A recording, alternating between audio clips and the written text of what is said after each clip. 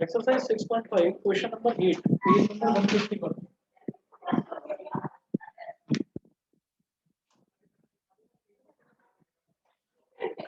Exercise 6.5. Here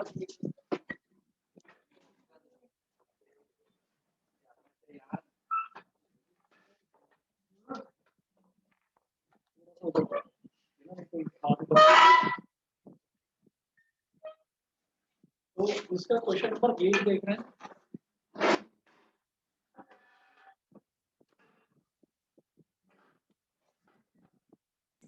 number 151 पर, और इसमें हमें दे रखा है, एक फिगर दे रखी है, फिगर 6.54।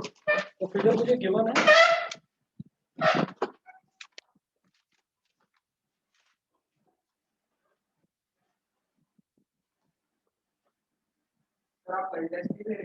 परसों में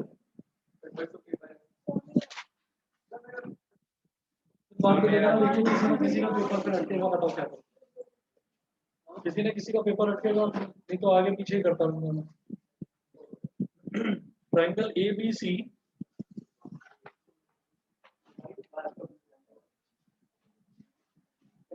ट्रायंगल ए बी सी दे रखा है, और इसमें जो है, इसमें ना राइट एंगल्स दे रखे हैं। बेटा बात है नहीं प्लीज,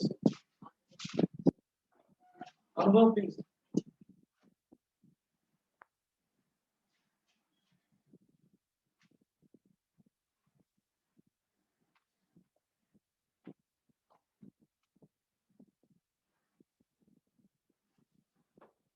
ये दे रखा है, पॉइंट्स दे रखे हैं डी ई एफ, इधर है डी, ये वाला पॉइंट है ई, और ये वाला पॉइंट है एफ, और जो सेंट्रल पॉइंट है ये दे रखा है ओ। इन्होंने बोला in figure 6.54 O is a point in the interior of a triangle ABC. OD is perpendicular on BC, ठीक है, OD is perpendicular on BC, comma OE is perpendicular on AC, AE is perpendicular on AC, ये हो गया, and OF is perpendicular on AB. So that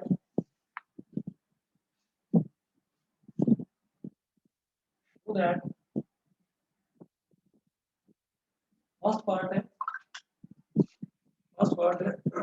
OA square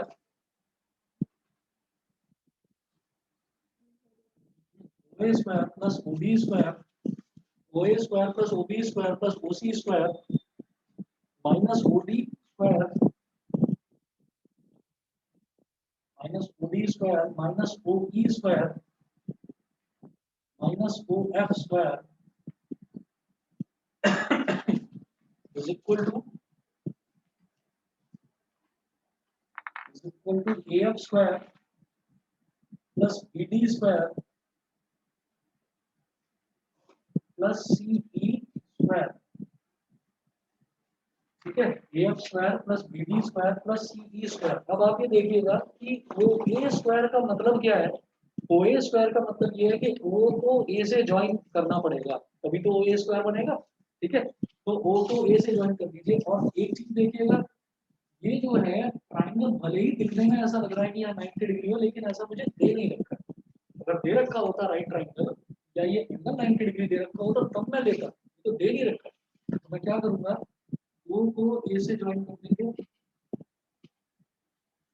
similarly मुझे OB square भी दे रखा है, इसका मतलब मैं O को B से ज्वाइन कर दूंगा, और मुझे OC स्क्वायर भी दे रखा है, इसका मतलब मैं O को C से भी ज्वाइन कर दूंगा। ये हो गया। अब कुछ भी नहीं करना, इसको प्रूव करने के लिए पाइथागोरस लगा दो बस। तो apply Pythagoras theorem, apply Pythagoras theorem in triangle, apply Pythagoras theorem in triangle, मुझे ओ ए स्क्वायर चाहिए और ए एफ स्क्वायर भी चाहिए और ओ एफ स्क्वायर भी चाहिए। तो इन ट्रायंगल ए एफ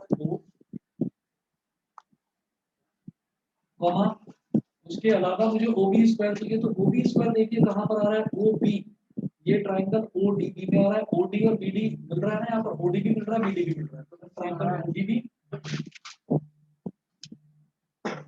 सर ओ भी ले सकते थे ना?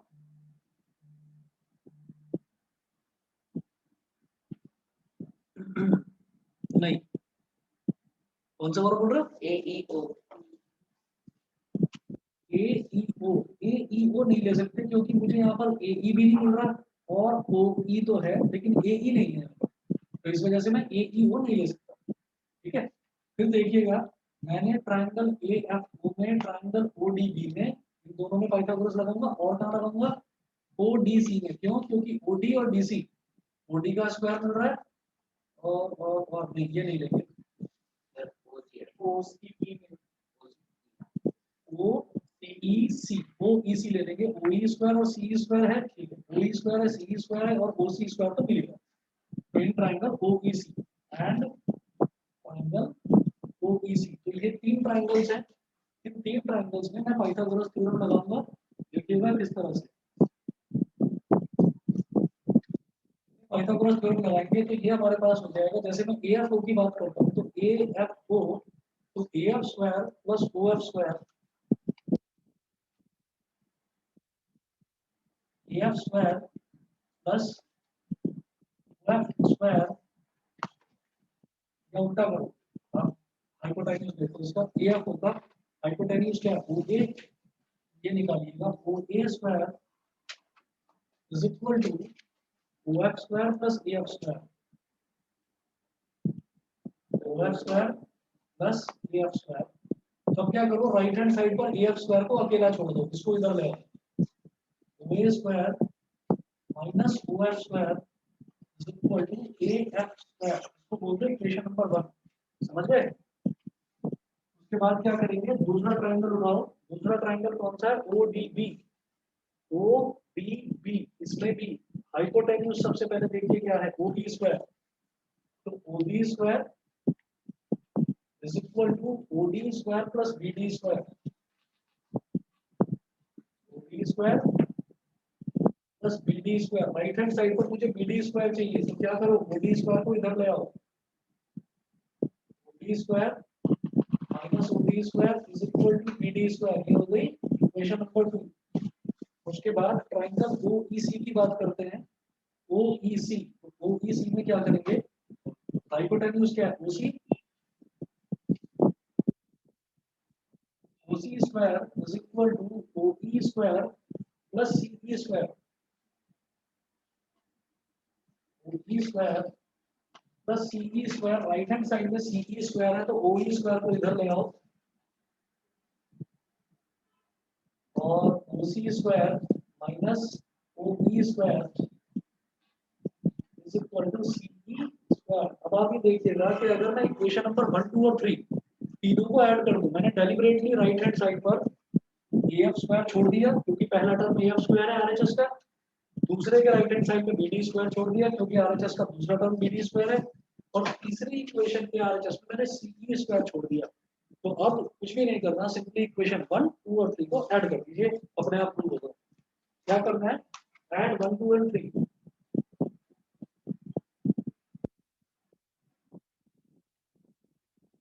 दोनों को ऐड कर दिया, तो O A square minus O F square plus equation 2 का LHS O B square minus O B square plus equation 3 का LHS O C square minus O E square is equal to, अब तीनों के RHS add करो, A F square plus B D square plus C E square, A F square plus B D square plus C E square. तो अब जितने भी positive वाले हैं वो सारे ऐसे लिखो आप, ओ ए स्क्वायर, फिर पॉजिटिव अगला क्या है, ओ बी स्क्वायर, फिर अगला पॉजिटिव क्या है, ओ सी स्क्वायर, और तीनों नेगेटिव वाले एक साथ रखो, minus O F square minus O D square और minus O E square minus O E square is equal to A F square plus D square plus E square, ये prove करना था मुझे फर्स्ट पार्ट में, तो ये prove हो गया। हाँ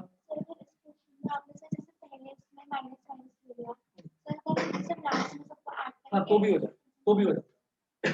मतलब ये अगर मान लो आप किसी को इक्वेशन 1 बोल देते और इसको इक्वेशन 2 बोल देते और इसको इक्वेशन 3 बोल देते, ऐड करने के बाद फिर नेगेटिव वाले बाद में लेकर आते तो भी चलता, तो भी कोई दिक्कत नहीं। ठीक है ना, मैंने बस ये सिंप्लीफाई करने की कोशिश करी कि मैं ये चाह रहा हूँ कि आरएचएस में एएफ स्क्वायर है और बीडी स्क्वायर है और सीई स्क्वायर है, तो पहले इनको ये अलग कर लो तो मेरा आरएचएस की टेंशन पहले ही खत्म हो गई। समझ गए? अच्छा, उसके बाद देखिएगा ये फर्स्ट पार्ट है। अब सेकंड पार्ट में देखिए, सेकंड पार्ट में क्या शो करना है हमें। सेकंड पार्ट में है AF square plus BD square,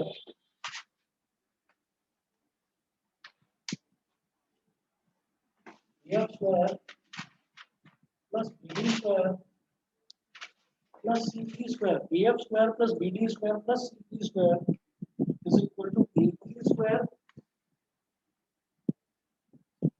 A square plus C D square plus B F square,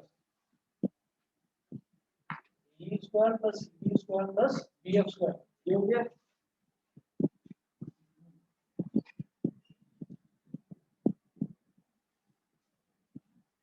अच्छा, तो इसको कैसे करेंगे? अब आप ये देखिएगा कि A F square plus B D square plus C D square, ये तो मैं इसके बराबर प्रूव कर चुका हूँ। ठीक है, अब हम एक काम कर सकते हैं कि हमने जो ट्रायंगल लिया A F O, O D B और ओ ई सी, मैंने कौन सा ट्रायंगल लिया? A F O. अब इसका दूसरा वाला ले लूंगा मैं, A E O.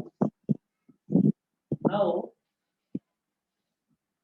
In triangle A E O comma, फिर देखो मैंने यहाँ पर कौन सा ट्रायंगल लिया था? O D B, O D B. अब दूसरा ले लो O F B, triangle O F B. तीसरा देखिए मैंने कौन सा लिया था? ओ ई सी, ओ ई सी। अब इसके बाजू वाला ले लो ओ ई ए, नहीं ओ डी सी, ये वाला। समझ गए भाई? पहले मैंने कौन सा लिया था? पहले लिया था ए एफ ओ, ए एफ ओ। तो अब इसके बराबर वाला ये वाला ले लिया। फिर लिया था ओ डी बी, अब इसके बराबर वाला ये ले लिया ओ एफ बी। और तीसरा लिया था मैंने ओ ई सी, तो इसके बराबर वाला अब ले लिया ओ डी सी। समझ गए? अब सर ये मुझे समझ नहीं आ रहा ये समझा रहा हूँ। भव्या का एक बार देख लेना, घर से फोन आ रहा है, फोन है, बात कर लो।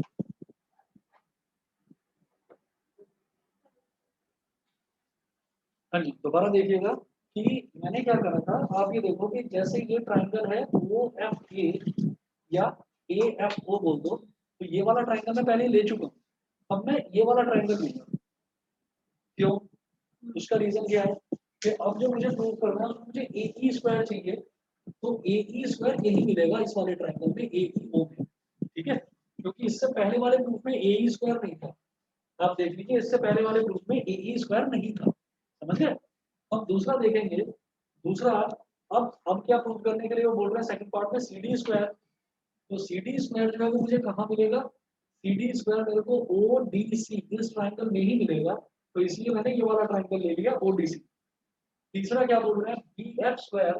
तो बी एफ स्क्वायर मेरे को ओ एफ बी में ही मिलेगा, इसीलिए मैंने ये वाला ट्रायंगल ले लिया। तो ये और ये तीन ट्रायंगल, इनमें पाइथागोरस थ्योरम लगा। ठीक है, कितना क्लियर है?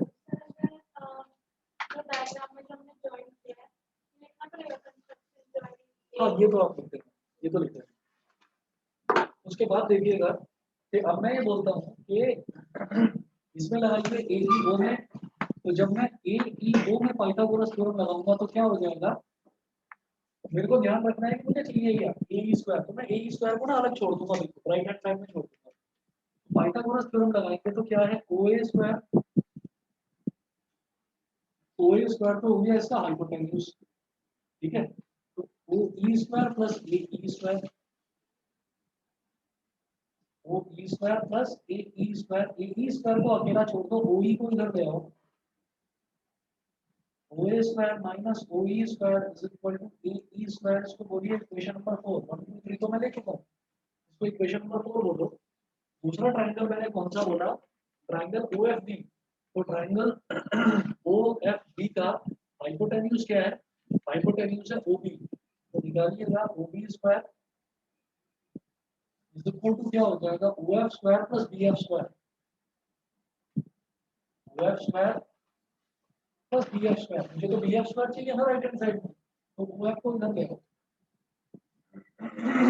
OB square minus OF square is equal to BF square, equation number 5 ये हो गया। उसके बाद देखिएगा फिर है हमारा अगला है कौन सा ट्रायंगल लिया था ODC, तो ODC में क्या है हाइपोटेन्यूज OC स्क्वायर, तो देखिएगा OC square is equal to OD square plus CD square, OD square plus CD square, मुझे राइट हैंड साइड में CD स्क्वायर चाहिए तो CD स्क्वायर को इधर छोड़कर OD स्क्वायर को इधर ले आओ, तो OC square minus OD square is equal to CD square, ये 6 हो गया, तो ऐड 4 5 एंड 6।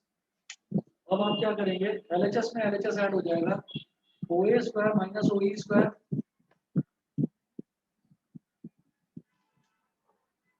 अगला OB square minus OF square, अगला OC square minus OD square plus OC square minus OD square, और RHS तो एज इट इज ऐड हो जाएंगे AE plus BF plus CD, AE square plus BF square plus CD square, इसको बोल दीजिए equation number 7। आप ये देखोगे कि फर्स्ट पार्ट में जब मैंने प्रूव करा था OA square plus OB square plus OC square, तो इसमें भी देखो लेफ्ट हैंड साइड क्या है OA square plus OB square plus OC square, ठीक है, और अगला क्या था minus OF square minus OD square minus OE square, minus OF square minus OE square minus OD square, ठीक। तो मैं ये बोलूंगा कि ये जो फर्स्ट पार्ट था, फर्स्ट पार्ट का जो हमने प्रूव करा उसका LHS और इक्वेशन नंबर 7 का LHS सेम है, LHS of part first and equation 7 are same, comma we can equate them, हम इनको इक्वेट कर सकते हैं क्योंकि इनके LHS अगर सेम है तो इसका मतलब क्या है कि इनके RHS भी सेम होंगे, इसी वजह से AF square plus BD square plus CE square ये क्वेश्चन आ सकता आ सकता है। है, तो आसान है, जल्दी है लेकिन आसान है, मुश्किल तो नहीं लगा होगा किसी को, बताइए। हाँ, मैं इधर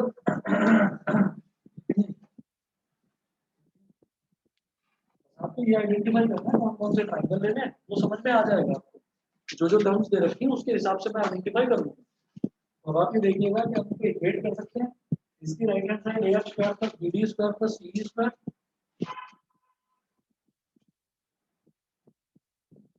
AF square plus BD square plus CE square, और इसकी right hand side AE square plus BF square, हाँ कुछ भी करो इक्वेट करा बेसिकली, वो भी सही है। देखिएगा ये तो प्रूफ हो गया, इसके बाद कौन सा बोल रहे थे, हाँ ये नंबर, और कौन सा था डाउट बताइए, और किसी बच्चे का कोई डाउट हो, क्वेश्चन नंबर 10 तो अपने आप करो, आसान है, चलो मैं हिंट देकर छोड़ रहा हूँ, ठीक है। क्वेश्चन नंबर 10 देखिए बेटा, इसी एक्सरसाइज का है क्वेश्चन नंबर 10, यहाँ पर दिया है a guy wire attached to a vertical pole of height 18 meter is 24 meter long and has a stake attached to the other end, attached to a vertical pole of height 18 meters 24 meter long and has a stake attached to the other end. How far from the base of the pole should the stake be driven so that the wire will be taut? Taut का मतलब TAUT, taut का मतलब गाई wire का मतलब समझ गए, एक वो खेल होता है जिसमें क्या करते हैं कि एक पोल इधर है एक पोल इधर है और उसके बीच में एक ना पूरा का पूरा लंबा एक वायर बंधा रहता है और उस पर एक आदमी चलता है, हाथ अपने ऐसे बैलेंस करके उसको वायर पर वो चलता है, ठीक है। तो ये वो वाला क्वेश्चन है, आप देखिएगा इसमें A guy wire attached to a vertical pole of 18 metre, एक वर्टिकल पोल है, वर्टिकल पोल की जो हाइट दे रखी है वो 18 मीटर दे रखी है, 18 मीटर। अब जो ये वायर है, ये वायर यहाँ पर बंधा हुआ है और दूसरे एंड पर बंधा हुआ है। टॉट का मतलब क्या है कि वो वायर पूरा, मतलब उसके अंदर किसी भी तरीके का कोई स्लैकनेस नहीं होगी, ढीला नहीं होगा। तो इसका मतलब क्या है, वायर की जो लेंथ है वो टोटल कितनी है, 24 मीटर, 24 मीटर हो गया। और दूसरे एंड पर, दूसरे पोल पर बंधा हुआ है तो दूसरा पोल भी 18 मीटर का ही होगा, ऊंचा नीचा तो नहीं हो सकता। ठीक है, हो भी सकता है पर उन्होंने कंडीशन नहीं दी ऐसी कुछ। A guy wire attached to a vertical pole of height 18 meters, 24 meter long, and has a stake attached to the other end. How far from the base of the pole?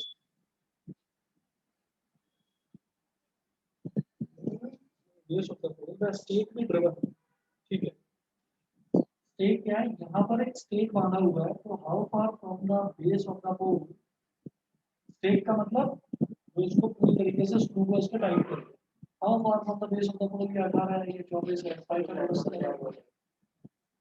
Pythagoras theorem से आपको सिर्फ और सिर्फ hypotenuse निकालना है। How far, उन्होंने बोला कि एक एंड को तो वो एंड बोल रहे हैं, दूसरे एंड को वो बोल रहे हैं स्टेक। तो स्टेक पर क्या करा जाएगा, स्टेक पर एक, मतलब स्टेक का मतलब वहां पर एक प्रॉपर एक छोटी सी पुली लगाई जाती है, उस पुली को ऐसे ऐसे करके टाइट करते हैं ताकि उसमें स्लैकनेस ना आए, नहीं तो उस पर चलने वाला बंदा गिर जाएगा। समझ रहे? ये पहले जो है खेल हुआ करता था, लोग करके दिखाते थे ऐसे, आज भी शायद कहीं दिखाते होंगे, मैंने तो देखा नहीं, बहुत टाइम बचपन में कभी देखा था। तो लोग पूछ रहे हैं कि इसके बेस से ये स्टेज कितनी दूर होगा, समझ गया? ठीक है, और बेटा बताइए, और किसी बच्चे को कोई डाउट हो? Sir I have a doubt, sir WhatsApp कर दिया। ये बता रहा हूँ, व्हाट्सएप किया है अभी? Yes sir. ठीक है, हाँ मिल गया, मिल गया।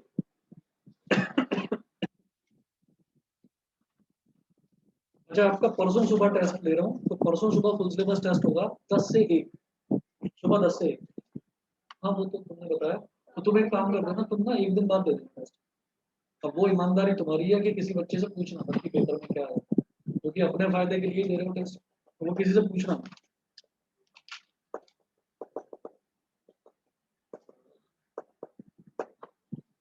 सर 1 घंटा ले लिया, 1 घंटा बाद हो सकता है। 1 घंटा बाद आ जाना, अगर कोई प्रॉब्लम हो 1 घंटा बाद आ जाना। सर मैं 12 साढ़े 12 तक आऊँ। 12 साढ़े 12 तक तो कुछ ज्यादा लेट नहीं हो जाएगा, तो फिर एक काम कर लेंगे, 2 ढाई बजे आ जाना। हाँ जी,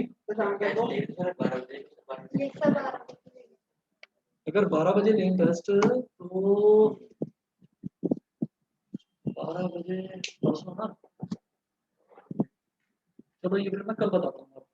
वो मैं इस वजह से कर रहा हूँ कि 12 से 3 में टेस्ट ले सकता हूँ, लेकिन मुझे 2:30 से 3:30 वाला मेरा 12th का बैच है, मैं उसको एक बार कंफर्म कर दूंगा। अगर वो वाला बैच मॉर्निंग में शिफ्ट हो गया, अगर वो वाला बैच, क्योंकि उन बच्चों के भी प्रैक्टिकल शिफ्ट है, अगर वो मॉर्निंग में शिफ्ट हो गया तो आपका 12 से 3 ले दूंगा, नहीं तो अच्छा 12 से 3 में तुम भी आ सकते हो। इस टाइम तक फ्री हो जाओगे? 11:30 बजे free हो जाओगे। चलो, तो मेरी पूरी कोशिश ये है कि मैं 12 से 3 ले लेता हूँ, है ना? 12 से 3 में आप लोग आ जाइएगा, मैं 12th वालों को कर लूंगा कुछ ना कुछ एडजस्ट, तो 12 से 3 ही रखते हैं, सही है। एक तो क्वेश्चन है,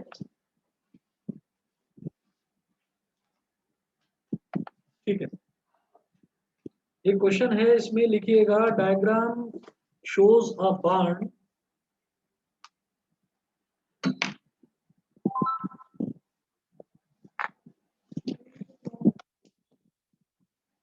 question.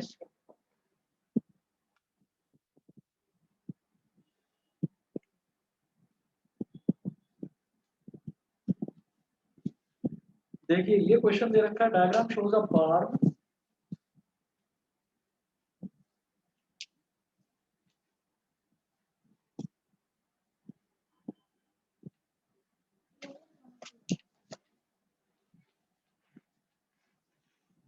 diagram shows a barn, a large farm building, bracket में लिखिएगा a large farm building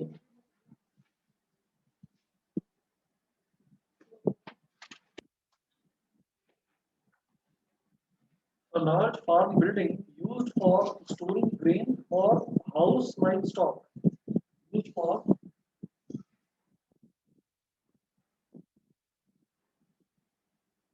used for storing grain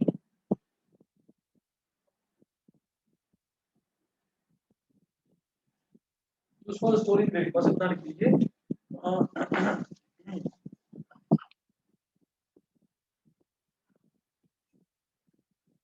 and diagram 2 shows the cross section of its end. Diagram 1 कह लीजिए इसको diagram 1 and diagram 2 shows the cross section of its end. Shows the cross section of its end. Shows the cross section of its end. तो diagram देखिएगा और फिर देखते हैं कि पूछा क्या जा रहा है. ठीक है, एक तो डायग्राम बेटा ये दे रखा है.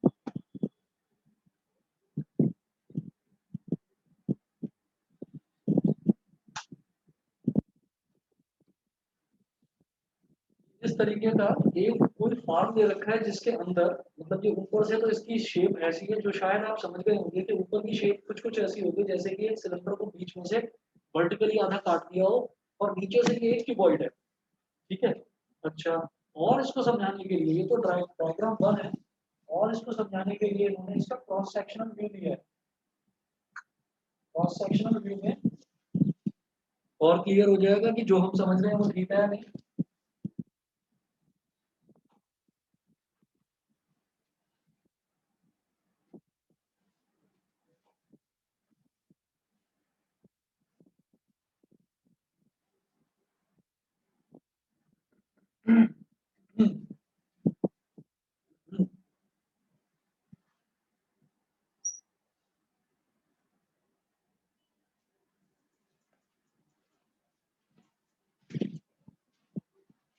अभी और बच्चों ने भी भेजे हैं डाउट्स, वो भी देखता हूँ. डायग्राम 1 और डायग्राम 2 में इन्होंने इसका क्रॉस सेक्शन दिया है. क्रॉस सेक्शन मतलब ये तो साइड भी हो गया, क्रॉस सेक्शन मतलब इधर से देखें तो क्या चीज है ये देखिएगा.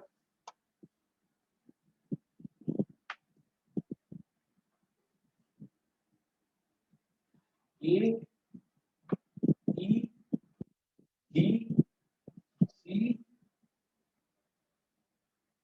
ऐसे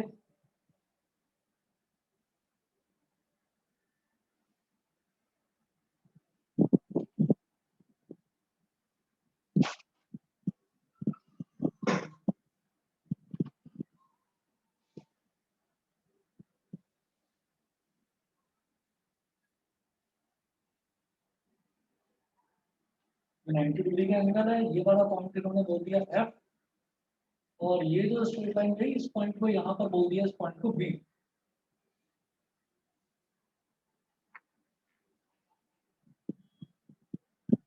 ठीक है, a farmer needs to order a new roof for this barn. A farmer needs to order, ये डायग्राम 2 है.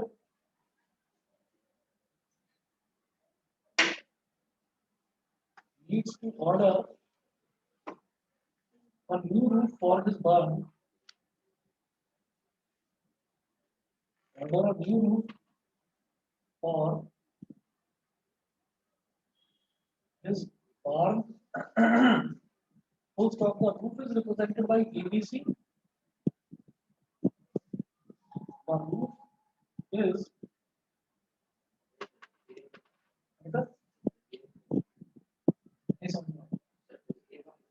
Surface area important The answer इसका क्वेश्चन है सैंपल पेपर है ये कोई। सर कैसा एनसीईआरटी में भी दे रखा है। चलिए कोई बात नहीं, समझ में आ जाएगा ना। The roof is represented by ABC, A, B, C, comma the arc of a circle of radius R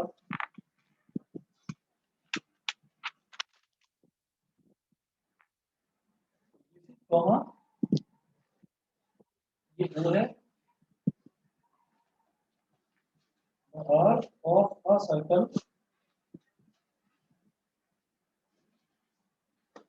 of radius R, मतलब ये जो ABC है ये एक सर्कल की आर्क है जिसका रेडियस R है। तो आप समझ गए होंगे कि ये जो एक सर्कल है ये एक सर्कल का एक छोटा सा आर्क है, छोटा सा टुकड़ा है, ठीक है। Centre O radius R comma centre O full stop ACDE is a rectangle. ACDE is a rectangle. गलत है? अभी समझ रहा हूँ, मैंने समझाया इतना भी तो नोट ही कर रहा हूँ। तो ये एक रेक्टेंगल है, रेक्टेंगल का मतलब ये जो AD है ये CD के इक्वल है और जो AC है वो ED के इक्वल है, ठीक है। अब आप ये देखिएगा, on the basis of the above information answer any 4 of the following questions.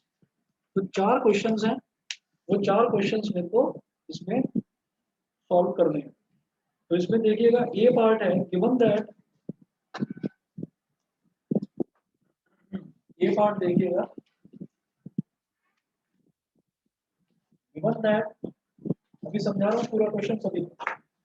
Given that AC is equal to 8 meter, AC is equal to 8 meter and BF is equal to 2 meter and BF is equal to 2 meter, the length OF comma the length OF in terms of R is, अब इसमें options दे रखे हैं, small a R-2, option B √R² plus 4², option C R+2 और option D है √R² - 4। हाँ ये 4² नहीं ये part given that AC is equal to sir is लिख रहा है given that AC equals to A the length of in terms of R in terms of R, तो OF की लेंथ बतानी है R की टर्म्स, ठीक है। लिखा नहीं तो जब वो OF मतलब वो ऑफ लग रहा है। अच्छा अच्छा, OF है, OF मतलब ये O से लेकर F, मुझे OF बताना है कितना, ठीक है। अब जरा देखिएगा क्वेश्चन समझिएगा। क्वेश्चन ये है कि जैसे कि बार्न का मतलब ये हो गया कि एक बड़ा सा जैसे वेयर हाउस होता है या स्टोर रूम काइंड ऑफ ऐसा, तो उसमें ये है कि जैसे मान लीजिए यही रूम है, तो इस रूम की जो अगर मैं रूफ देखूं तो रूफ यहाँ पर एक रेक्टेंगुलर नजर आ रही है, लेकिन इसकी जो रूफ है, इसकी रूफ एक सर्कल की आर्क की शेप में, समझ गए, इसकी रूफ सर्कल की आर्क की शेप में है, तो दिखने में बाहर से ही ऐसा दिखाई देता है, लेकिन अगर मैं इसको फ्रंट से देखूं तो मुझे रूफ तो इसकी ऐसा एक कर्व नजर आएगा और ये नीचे से एक रेक्टेंगल नजर आएगा। अब वो पूछ रहे हैं given that AC is equal to 8 metre, ये जो AC है, तो कभी भी मैं ये देखूंगा कि मैं कोई भी गोडाउन या वेयर हाउस अगर हम बना रहे हैं तो क्या होगा,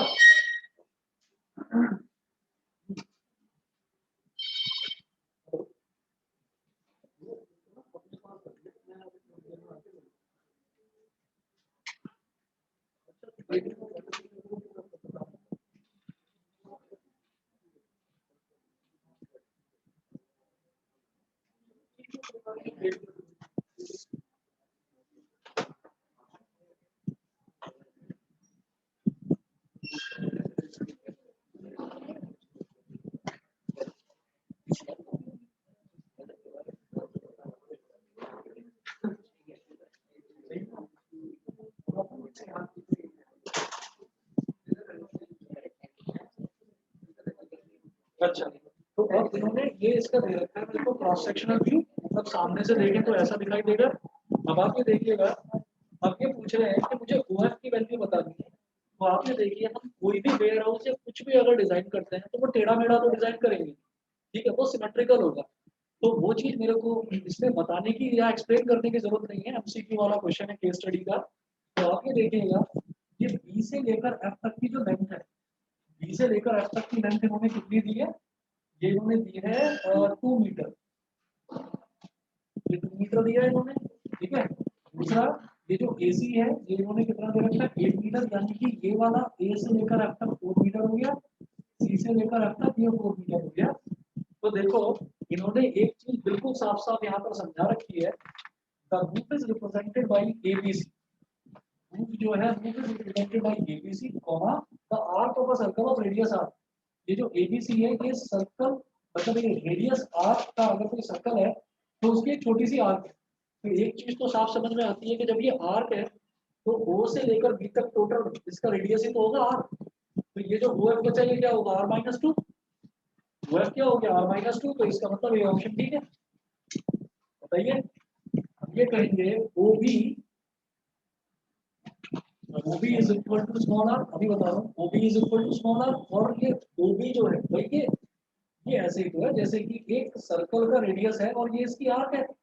तो अगर मैं O से लेकर A को ज्वाइन करूं तो भी आर्क, O से C को ज्वाइन करूं तो भी आर्क, O से लेकर B को ज्वाइन करूं तो भी आर्क। समझ गए ना मेरी बात, ठीक। तो रेडियस ही तो हो गया। आप यहाँ पर कितना भी ज्वाइन करते जाइए वो सारे के सारे रेडियस आर के बराबर है।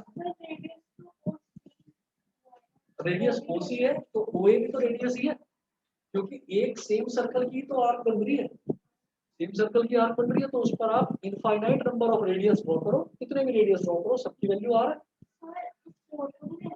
इसको नहीं समझ दोबारा, हाँ 4 रेडियस, चलो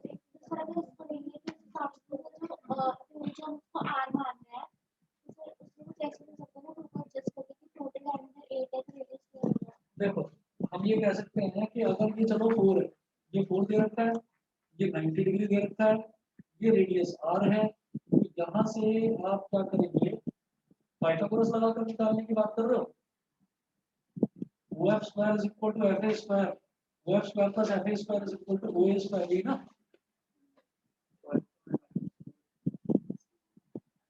चलो OF square is equal to OF square, OF square is equal to OA square, यानी OA square minus FA square. OF square is equal to OA कितना दे रखा है, OA दे रखा है R, R स्क्वायर हो गया, और FA कितना है 4 का स्क्वायर, ठीक है। तो OF हमारे पास under root R square minus 4 square आ रहा है। तो या तो under root R square minus 4 square हो, तो वो तो ऑप्शन भी नहीं दे रखा है यहाँ पर कहीं पर, ठीक है। और सीधा सीधा दिखाई दे रहा है मेरे को कि क्या R ये है, टोटल रेडियस R है, तो R में से आपको 2 को सब्ट्रैक्ट करोगे तो इतना बच जाएगा, खत्म। बताइए बेटा, क्लियर है सभी को? अरे रेडियस है नहीं इसमें, क्या इतना सोचना। हाँ, अरे तो वो बताएंगे देखिए, वो आर्क है तो उस पर कितने भी आप ड्रॉ ना ना ना, OF तो यहाँ तक की दूरी है सिर्फ इतनी। बताइए बेटा, क्लियर है, किसका डाउट था ये? Yes, sir. ठीक है, ये हमारा हो गया फर्स्ट पार्ट R-2, ठीक है। उसके बाद देखिएगा बी पार्ट, देखिए बी पार्ट में ये बोल रहे हैं the value of R is, में ये बोल रहे हैं the value of small r is.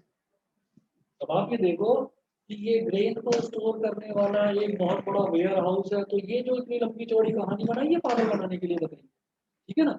मेरे को इस डायग्राम बन का कोई मतलब नहीं है, सीधा सीधा ये दे देते क्वेश्चन बड़ा आसान हो जाता है, ठीक। तो आधा तो दिमाग आपका उसमें उलझ गया कि ये वेयर हाउस है क्या, इसके अंदर वॉल्यूम निकालना है, क्या करना है, कुछ नहीं, ठीक। तो देखकर क्या लग रहा था सरफेस एरिया का क्वेश्चन है, लेकिन अब मुझे नजर आ रहा है कि ये तो आपका सर्कल्स का क्वेश्चन। तो चलो देखते हैं, इसमें देखिएगा आगे ये पूछ रहे हैं the value of small r is, A option 5 metre, B option 6 metre, C option 9 metre, और डी ऑप्शन दे रखा 12 मीटर, 12 मीटर। तो अब आप इसमें देखिएगा, वो आर की वैल्यू पूछ रहे हैं, तो आर की वैल्यू कैसे निकलेगी? आर की वैल्यू क्या होगी?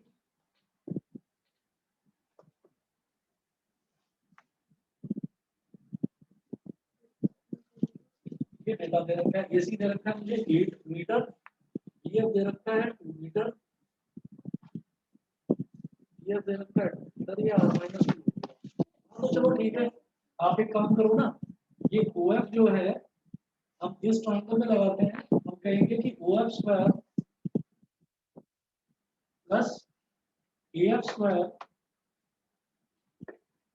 Is equal to OA square. मेरी बात समझ में आ रही है सबको? हम ये कहेंगे OF स्क्वायर, तो OF स्क्वायर कितना है? OF हम निकाल चुके हैं, OF की वैल्यू है r माइनस 2, तो r माइनस 2 का होल स्क्वायर प्लस AF कितना है 4, यानी कि 4 का स्क्वायर, और OA कितना है r, यानी कि r का स्क्वायर। तो ये r माइनस 2 का होल स्क्वायर क्या हो जाएगा? r स्क्वायर प्लस 2 का स्क्वायर माइनस 2 टू ज़ा 4r प्लस 4 का square 16 is equal to r square से तो r स्क्वायर कर दिया, तो 4r इज इक्वल टू कितना हो गया? 4 plus 16, 4r is equal to 20, तो r की वैल्यू 5 मीटर आ रही है। r की वैल्यू 5 मीटर आ रही है, बताइए क्लियर है? समझ गए? पंची क्लियर है? चलो जी, ये इसका बी पार्ट हुआ। सी पार्ट है the measure of angle AOC is, part देखिएगा, ये बता दो बेटा, कोई भी बच्चा बता दो, the measure of angle AOC। बहुत वैसे बढ़िया क्वेश्चन है, बहुत सारी चीजें आ गई इसके अंदर। द मेजर, कोई कुछ सोच कर बताओ भाई। The measure of angle AOC is, पहले ऑप्शन सुन लीजिए। कौन आ रहा है? किसका है? ये तो वही है।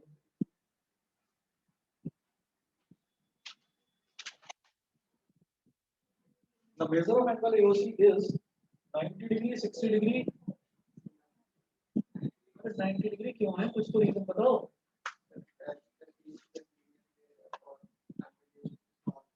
चलो देखता हूँ। सी पार्ट है 120 डिग्री और बी है 106 डिग्री।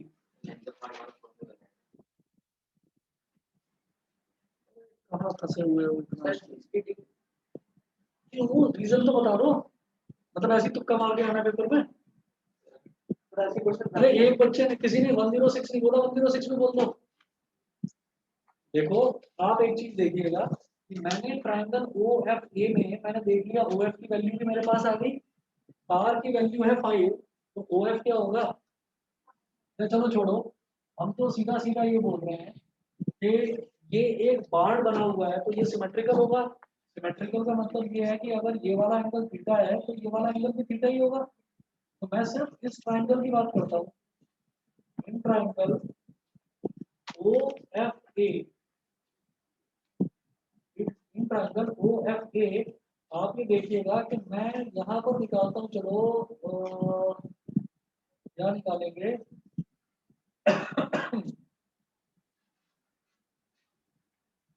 अगर मान लो ये हमारे पास R की वैल्यू तो 5 है,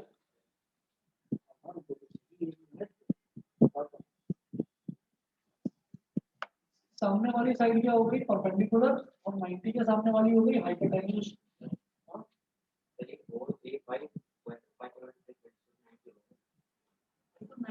ये वाला एंगल है, डिग्री तो ये वाला एंगल है। अब इसमें सीधा सीधा तो नहीं समझ में आ रहा मुझे, पता नहीं कि 106 का स्क्वायर की डिग्री है 106 डिग्री। अगर मान लो ये थीटा है तो इसके सामने वाली साइड परपेंडिकुलर हो गई, चलो sine theta equal to AF upon hypotenuse, यानी कि OA sine theta is equal to 4/5। यार 4/5 तो साइन थीटा हमें पता ही नहीं क्या होता है, तो ट्रिग्नोमेट्री तो नहीं लग रही है, इसके अलावा कुछ लगेगा? इसके अलावा मैं क्या कर सकता हूँ इसमें, और इन्होंने AC दे रखा है 8 मीटर, है ना, चलो ये मेरे पास 8 मीटर हो गया, तो ये भी 8 मीटर हो जाएगा, है ना, ये भी 8 मीटर हो जाएगा। और ये AG की वैल्यू कुछ दे रखी है क्या? नहीं, AG की वैल्यू कुछ भी नहीं है। तो फिर AG को कैसे निकालेंगे?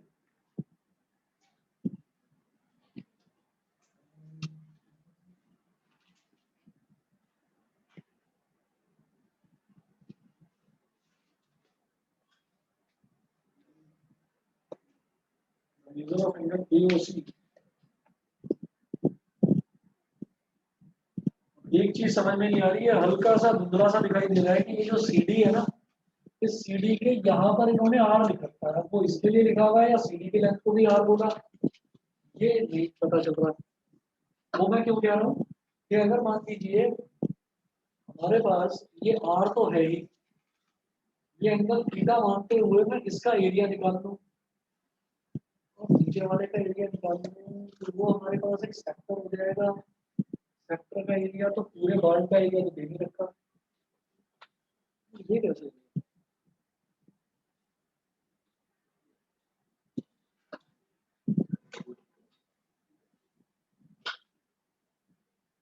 इसमें तो बेटा डेटा इनकम्प्लीट लग रहा है मेरे को। बाकी आप लोग एक बार देखिएगा, यहाँ पर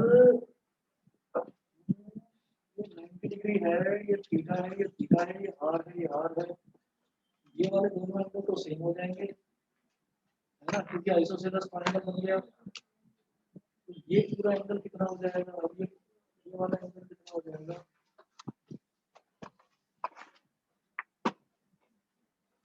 90 डिग्री तो नहीं है। तो एक काम करते हैं, हम एक चीज देखते हैं कि ये जो आर है ना, मैं एक काम करता हूँ, मुझे तो ये पूरा एंगल निकालना है, ये पूरा एंगल।